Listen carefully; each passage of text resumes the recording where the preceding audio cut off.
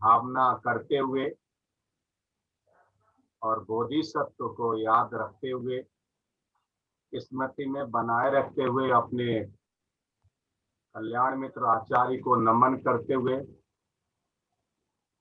सबसे पहले तो मैं आप सभी को, जो भी उपस्थित हैं, मेरे वरिष्ठ साथी, मेरे सखा ब्रह्मचारी नागरत्न जी, और आप सभी को मैत्रीपूर्ण जय भीम, नमो बुद्धाय। मैं सर्वप्रथम, आज 15 मार्च है और आज ही के दिन रोपड़ जिला में हमारे वर्तमान के बिल्कुल नजदीकी बोधिसत्व मानमय काशीराम जी का जन्म हुआ था। आज 82 साल हो गए हैं। हम ऐसे महामानव को आज आप आपके साथ में मैं नमन करता हूं और आप सभी को शुभकामनाएं पेश करता हूं। धन्य हो कोरोना का, जिसकी वजह से दिल्ली केंद्र का काम विशेषकर ध्यान साधना चल रही है। अगर कोरोना काल नहीं होता तो शायद इतनी लंबी ध्यान साधना ऑनलाइन नहीं हो पाती। जैसा कि आज का सब्जेक्ट है कायानुपसना, कायानुसति, कायानुस्मृति। आप सभी जानते हैं कि ये सतिपट्ठान का जो पहला अंग है कायानुपसना, दूसरा है वेदनानुपसना, तीसरा है चित्तानुपसना और चौथा है धम्मानुपसना। तो सबसे पहली बात तो ये है, हमें ये पसना क्या है, जिसको कि विपसना का नाम दिया गया है, हमें इसको समझना है। इसका मतलब क्या है? विविधेन पश्यति ते विपसना, विशेषेण पश्यति ते विपसना, अनेकामेन पश्यति ते विपसनो, विविधेन पश्यति ते विपसना। अर्थात विविधता से, विशेष रूप से, अनेक अंगों से विभाजन करके, यानी पृथक पृथक करके देखने को विपसना कहते हैं। तो आज हम फिर से देखने का प्रयास करेंगे। पिछले हफ्ते हमने देखा था पहला जो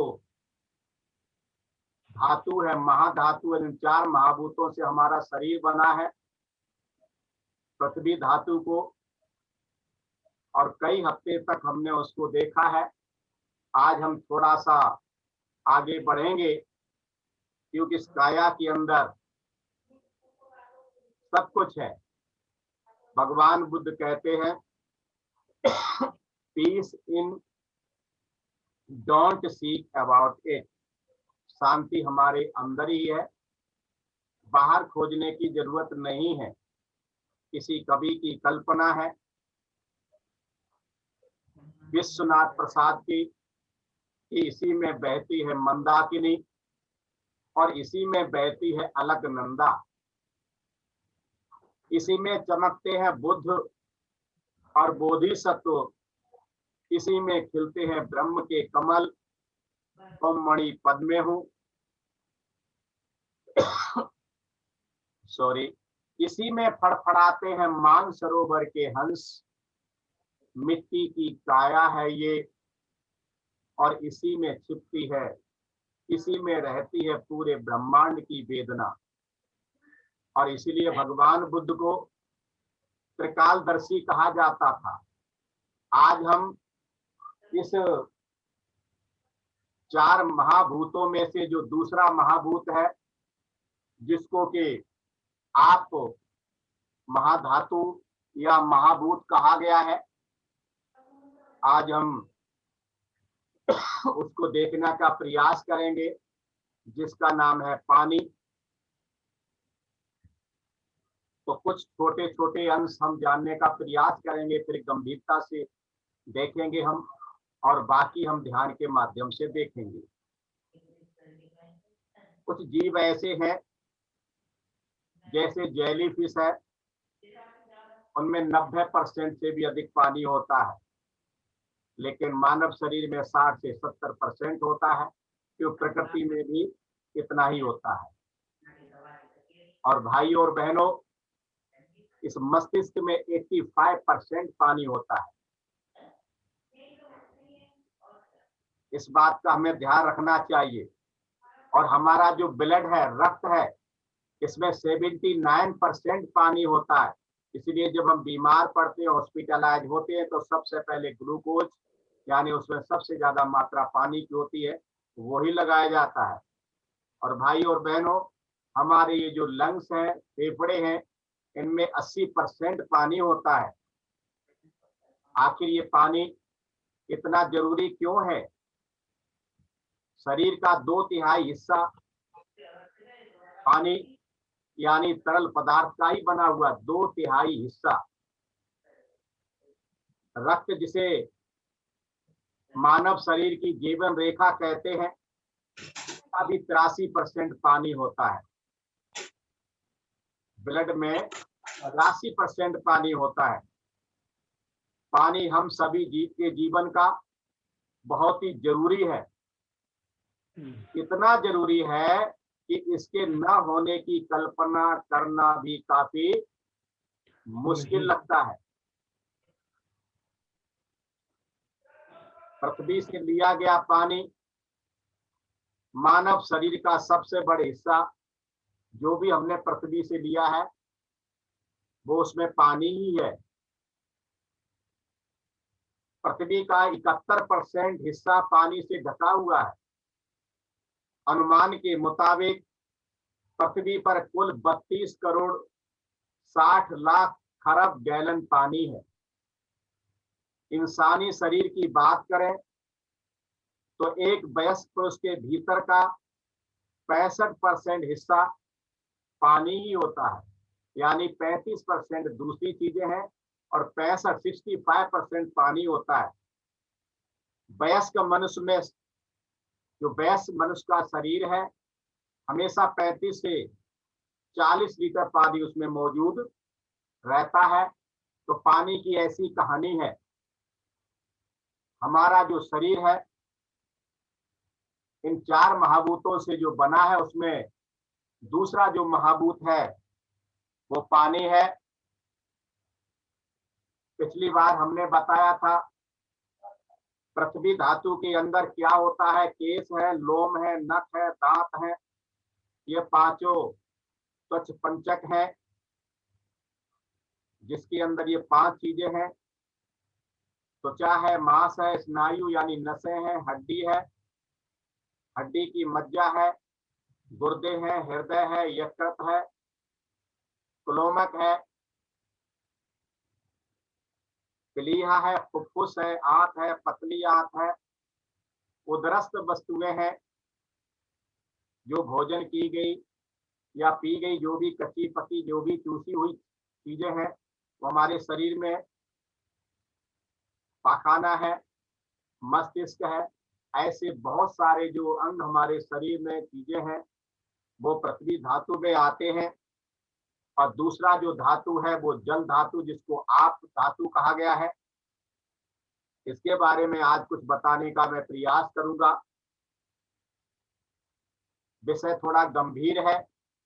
आज मैं कोई कहानी वगैरह नहीं ले पाऊंगा, समय की कमी की वजह से पहले ही हम लेट हो रहे हैं। तो पहला नंबर जल धातु में आता है पित्त। पित्तों में 2 तरह का पित्त होता है। एक होता है अबद्ध, यानी कि नहीं बंधा हुआ। दूसरा होता है बद्ध। जो अबद्ध पित्त है, जीवितेंद्रिय के सारे शरीर में फैला हुआ है। और जो बद्ध है, यानी कि बंधा हुआ पित्त है, ये पित्त की थैली में हमेशा मौजूद रहता है। जैसे पूड़ी में फैले हुए तेल के होने पर पूड़ी नहीं जानती कि तेल मुझ में फैला हुआ है, और तेल भी नहीं जानता है कि मैं पूरी में फैला हुआ हूँ, ठीक ऐसे ही शरीर भी नहीं जानता है कि अबद्ध पित्त मेरे पूरे शरीर में फैला हुआ है। अबद्ध पित्त भी नहीं जानता है कि मैं शरीर में फैला हुआ हूँ। जैसे वर्षा के जल से नेनुआ यानी कि घिया तोरई के कोष खुज्जा के भरे होने पर नेनुआ का कोष नहीं जानता कि मुझ में वर्षा का जल भरा हुआ है। आपने देखा होगा पकी हुई लौकी है या पकी हुई तोरई है, अगर बाहर पड़ी हो और उसमें देखा हो किस तरीके से पानी जल का बरसात का भर जाता है।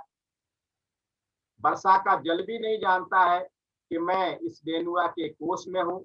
ऐसे ही पित्त की थैली नहीं जानती कि मुझ में बद्ध पित्त है, और बद्ध पित्त भी नहीं जानता है कि पित्त की थैली में मैं हूँ। ये परस्पर इस तरीके से एक दूसरे से मिले हुए हैं। इस तरह पित्त इस शरीर में एक भाग है जो चेतना रहित है, अव्याकृत है, शून्य है, निसत्व है, एक भरे पात्र के बराबर उदर पटल में है।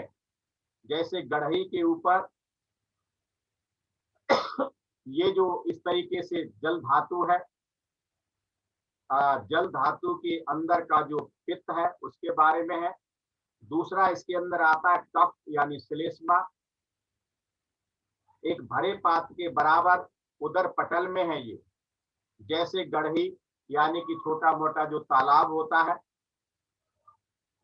गढ़ई के ऊपर उत्पन्न हुए फेन पटल के होने पर गढ़ी नहीं जानती है कि मुझ में फेन पटल है, और इसी तरीके से फेन भी नहीं जानता है कि मैं गढ़ई पटल के अंदर हूं। ऐसे ही उदर पटल नहीं जानता है कि मुझ में ये है कफ है, और कफ भी नहीं जानता है कि मैं उदर पटल में हूं। ये परस्पर एक दूसरे से इस तरीके से मिले हुए हैं। इस प्रकार कफ इस शरीर में अलग भाग है जो चेतना रहित है, अव्याकृत है, शून्य है, निसत्व है, बांधने के आकार वाला ये जल धातु यानी आप धातु है। तीसरा जो जल धातु में आता है वो आता है पीप। हो सकता है स्थानीय भाषा में इसको कहीं कुछ और भी कहते हो। पीप के लिए कोई निश्चित स्थान नहीं है।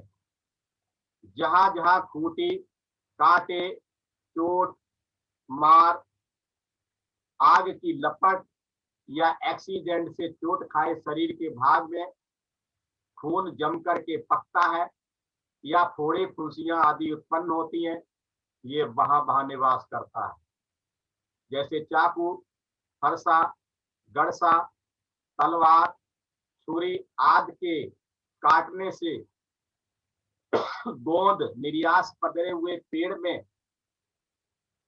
पेड़ के कटे गए स्थान में ही होता है। आपने देखा होगा जब पेड़ को काटते हैं उसकी छाल के नीचे गोंद जैसा निकलता है, तो पेड़ भी नहीं जानता है कि मेरे अंदर गोंद है, और गोंद भी नहीं जानता है कि मैं पेड़ के ही अंदर हूं। गोंद भी नहीं जानता कि मैं पेड़ के काटे गए स्थान में हूं। ऐसे ही शरीर भी नहीं जानता है कि काटे गए या चोट खाए स्थानों में हमारे अंदर पीप है।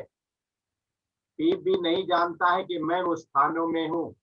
ये परस्पर इस तरीके से मिले हुए हैं। इस तरह पीप इस शरीर में एक अलग भागक है जो चेतना रहित है, अव्याकृत है, शून्य है, निसत्व है, बांधने के आकार वाला ये जल धातु है। आगे हम चलते लहू, जिसको खून कहते हैं, ब्लड कहते हैं।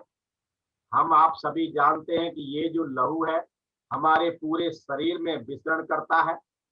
शरीर में संचार करने वाला ये लहू पित्त के समान, जैसे पित्त पूरे शरीर में फैला रहता है ऐसे ही पूरे शरीर में फैला हुआ है।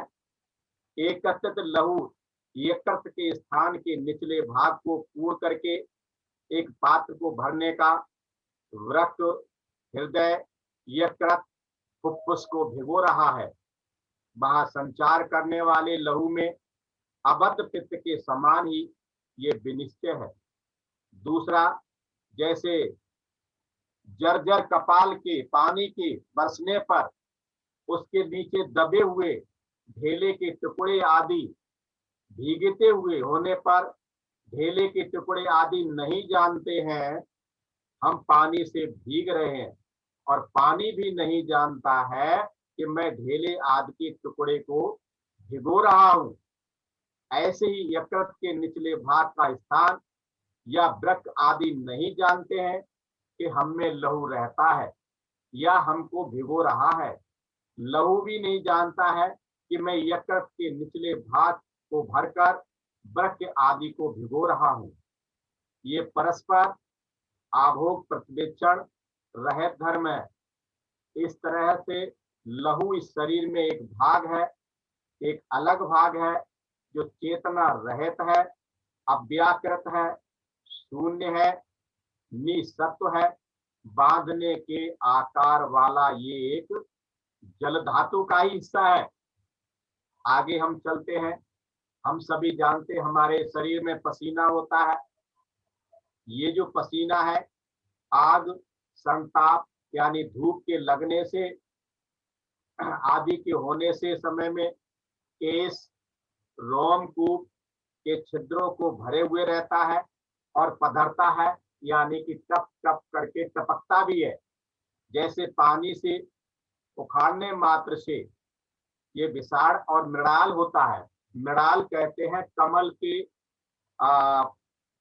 पौधे को। जिस तरीके से आपने देखा हो कमल का जो पौधा है नीचे वाला इसका डंठल फूला हुआ रहता है, उसमें पानी भरा हुआ होता है, तो इसमें पानी चू रहा है।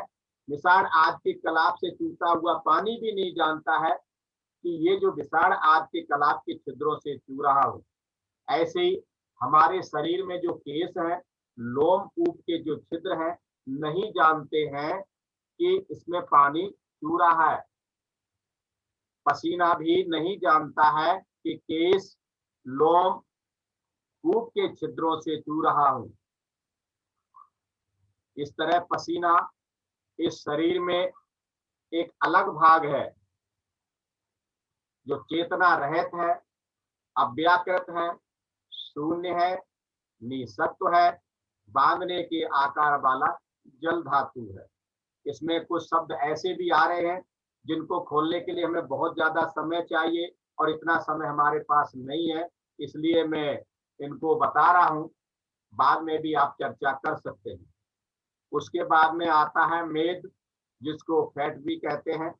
आप सभी जानते हैं कि हमारे सारे शरीर में होता है ये, विशेषकर जहाँ उभरा हुआ भाग होता है वहाँ ज्यादा होता है। ये एक तरह का मांस आदि के सहारे बहने वाला रहने वाला तेल है। जैसे हल्दी रंगे कपड़े से ढके हुए मांस की ढेरी में मांस की ढेरी नहीं जानती है कि मेरे सहारे हल्दी से रंगा हुआ कपड़ा है। हल्दी से रंगा हुआ कपड़ा भी नहीं जानता कि मैं मांस की ढेरी के सहारे हूं। ऐसे ही सारे शरीर में हमारे ये रहने वाला जो मेद है नहीं जानता है कि मैं सहारे में हूं। मेद भी नहीं जानता है कि मैं सारे शरीर में मांस के सहारे हूं। ये परस्पर आपस में इस तरीके से मिले हुए हैं। इस तरह मेद इस शरीर में एक अलग भाग है जो चेतना रहित है, अव्याकृत है, शून्य है, निसत्व है और बांधने के स्वभाव वाला एक धातु है मेद। अगला आता है आंसू। आंसू जब उत्पन्न होता है तब आंख के गड्ढों को भरकर रहता है या वहां से वो बहने लगता है। जैसे पानी से भरे बड़े ताड़ की गुठलियों के गड्ढों के होने पर बड़े ताड़ के जो गड्ढे हैं नहीं जानते हैं कि हम में पानी है। बड़े ताड़ की गुठलियों के गड्ढों का पानी भी नहीं जानता है कि मैं बड़े ताड़ की गुठलियों के गड्ढे में हूं। ऐसे ही आंख के गड्ढे नहीं जानते हैं कि हम में आंसू हैं, और आंसू भी नहीं जानता है कि मैं आंख के गड्ढों में हूं। ये परस्पर इस तरीके से मिले हुए हैं। आभोग प्रत्यावेक्षण रहित धर्म है। इस तरह आंसू इस शरीर में एक अलग भाग है जो चेतना रहित है, अव्याकृत है, शून्य है, निसत्व है, बांधने के स्वभाव वाला जल धातु है। तो जल धातु का जो अगला अंग है वो है बसा, फैट, चर्बी। आग, धूप आदि के होने के समय में हथेली, हाथ की पीठ यानी कि उल्टी तरफ, पैर का तलवा, पैर की पीठ, नासापुट यानी कि नथुना, ललाट, कंधों के कूटों पर होने वाला विलीन तेल है। जैसे तेल डाले हुए माड़ के होने पर माड़ नहीं जानता है कि तेल मुझ पर फैला हुआ है, और तेल भी नहीं जानता है कि मैं माड़ पर फैला हुआ हूं। ऐसे ही हथेली आदि के स्थानों पर नहीं जानते हैं कि बसा हम पर फैली हुई। हाथों में देख सकते हैं आप, बसा भी नहीं जानती है कि मैं हथेली आदि के स्थान पर हूं। जहां जहां भी फैट है, बसा है, आप वहां वहां का चिंतन कर सकते हैं। ये परस्पर इस तरीके से मिले हुए हैं। इस तरह बसा इस शरीर में एक अलग भाग है जो अव्याकृत है, चेतना रहित है, शून्य है, निसत्व है, बांधने के भाव वाले ये जल धातु। आगे हम चलते हैं। आप धातु का अगला जो हिस्सा है वो है थूक। और हम सभी जानते हैं थूक के उत्पन्न होने के वैसे कारण के होने पर दोनों गालों के निचले सिरे पर उतरकर जीभ पर होता है। जैसे लगातार पानी के बहाव वाली नदी के किनारे धुआं होने पर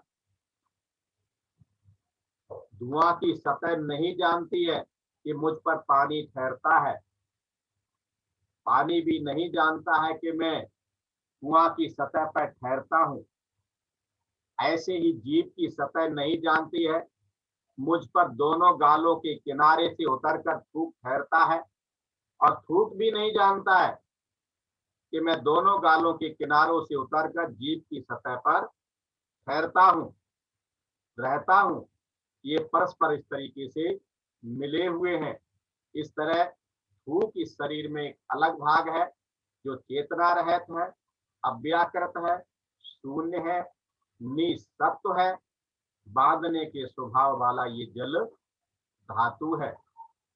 आगे क्या है? पोटा, जिसे हम नथनों के बीच में यानी कि नासामल भी कहते हैं।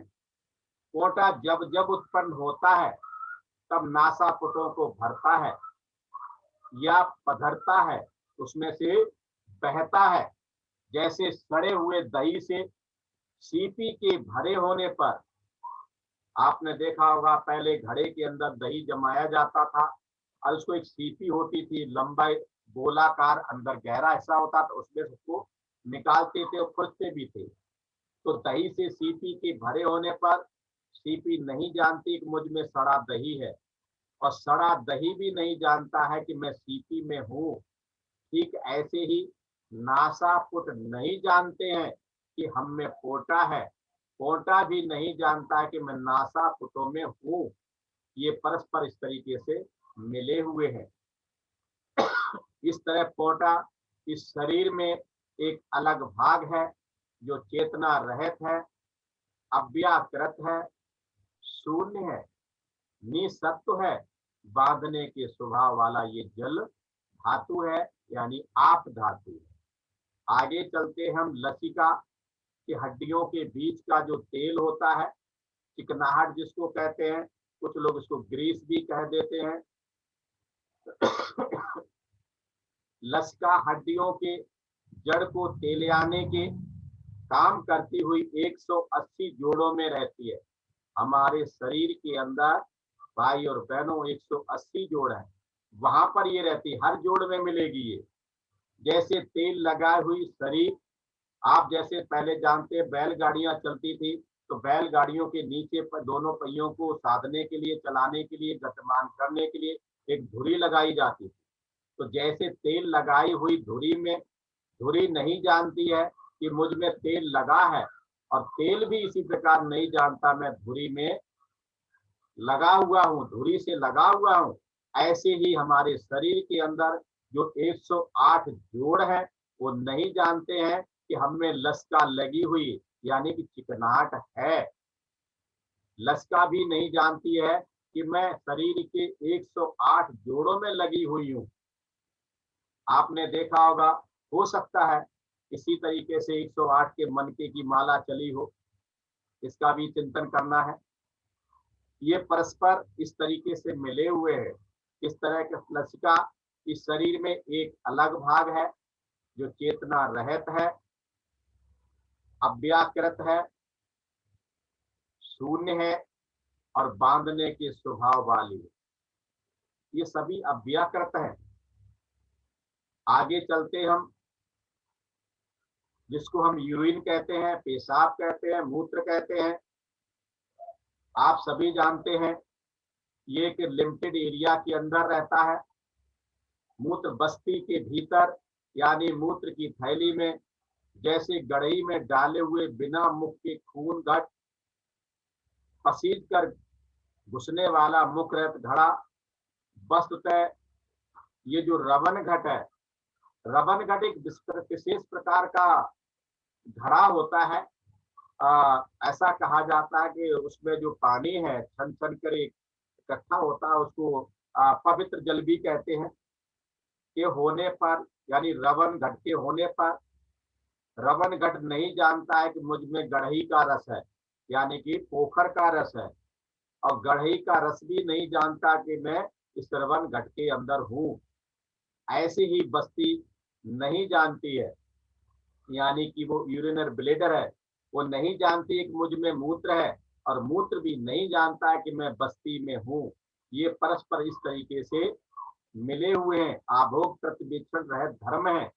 इस तरह मूत्र इस शरीर में एक अलग भाग है जो चेतना रहित है, अव्याकृत है, शून्य है, बांधने के स्वभाव वाला ये जल धातु है। इस तरीके से कुछ हिस्से हैं हमने जो अभी जल धातु के बारे में बताए हैं, इनको देखना है, हमने चिंतन करना है। हमने शुरू में ही बताया था कि पानी तेरे रूप अनेक, पानी की बड़ी छाया है, बड़ी माया है, और पानी है तभी हमारी ये काया है। हम सभी जानते हैं, फिर भी मैं कुछ बताना चाहता हूँ कि पानी के स्रोत क्या है, पानी हमें कहाँ कहाँ से मिलता है। तो आप सभी जानते हैं सबसे ज्यादा पानी ये जो पृथ्वी पर आता है बरसात से आता है। वर्षा का जल, नलकूप का जल, मोटर पंप यानी ट्यूबवेल, तालाब, झरना, नदी, सागर, बांध, जलप्रपात यानी पहाड़ों से नीचे गिरने वाला जो पानी है, ये बाहरी रूप है जिसे हम विभिन्न रूपों में ग्रहण करते हैं। जैसे जल के रूप में ठंडा या गर्म लेते हैं, दूध है, दही है, लस्सी या छाछ है, इसको मट्ठा भी कहीं कहते हैं, चाय है, कॉफी है, ग्रीन टी है, ब्लैक टी है, लेमन टी है, काढ़ा है, नींबू पानी है, मीठा पानी है जिसको हम शरबत भी कहते हैं, या नमकीन मीठा खट्टा सब मिल जाता है, नींबू वाला पानी जिसको कई बार हम ORS का घोल भी कह देते हैं।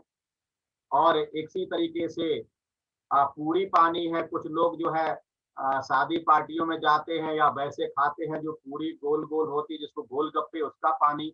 इस तरीके से हम सुबह से लेकर के शाम तक विभिन्न रूपों में इसका ग्रहण करते हैं। लगभग औसतन 2 से 3 लीटर पानी हम रोज पीते हैं, और इतना कम से कम पीना भी चाहिए। एक तरफ तो हम इस पानी को पीते हैं तो दूसरी तरफ हम इसका निष्कासन भी करते हैं।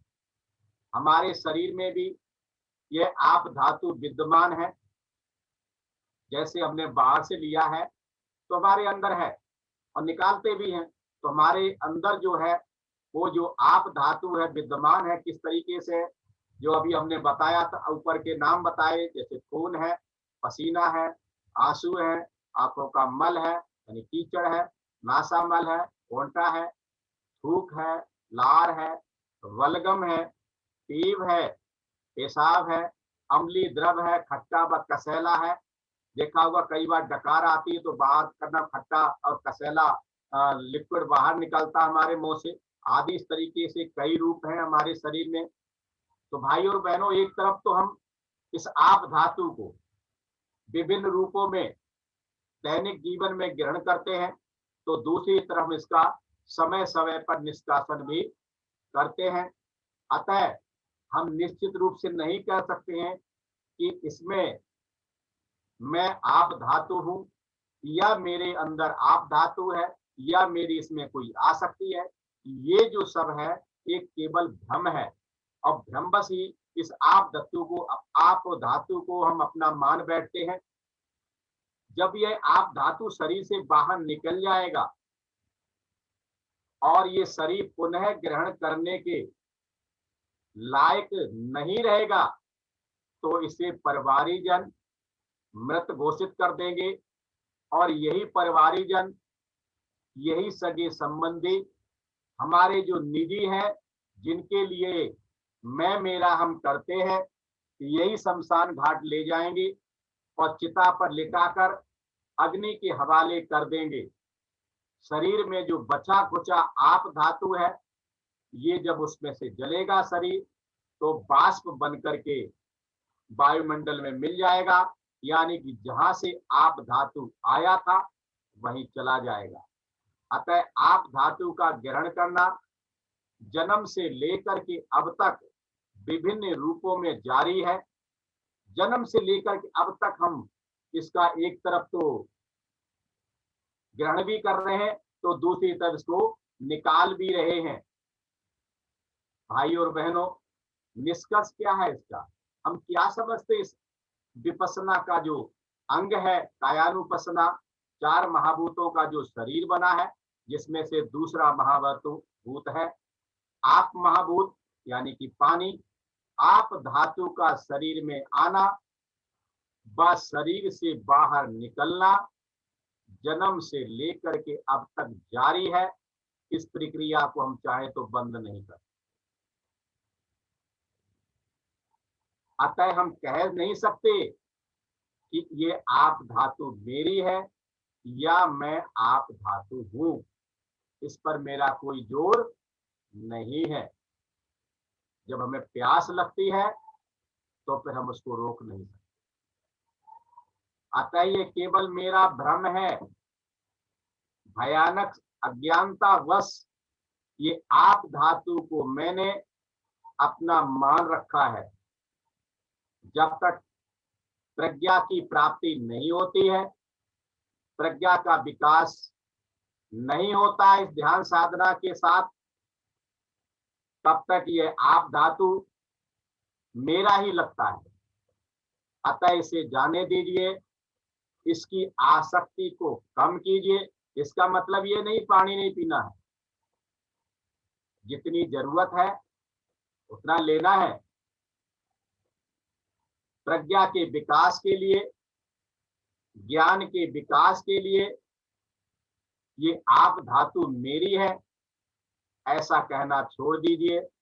भाई और बहनों, सभी परिवर्तनशील है, सब कुछ अनित्य है, यही प्रकृति का नियम है। तो आज मैंने आप धातु के बारे में कुछ थोड़ा बहुत बताने का प्रयास किया है। आप सभी ने मुझे ध्यान से सुन लिया, तो आप सभी का बहुत बहुत साधुवाद। और दिल्ली केंद्र ने जो मुझे मौका दिया है बोलने के लिए, उसको तो मैं भूल नहीं सकता। फिर से दिल्ली केंद्र का विशिष्ट संचालक महोदय ब्रह्मचारी प्रज्ञा रश्मि जी, उनका बहुत बहुत मैं पुण्यानुमोदन करता हूं।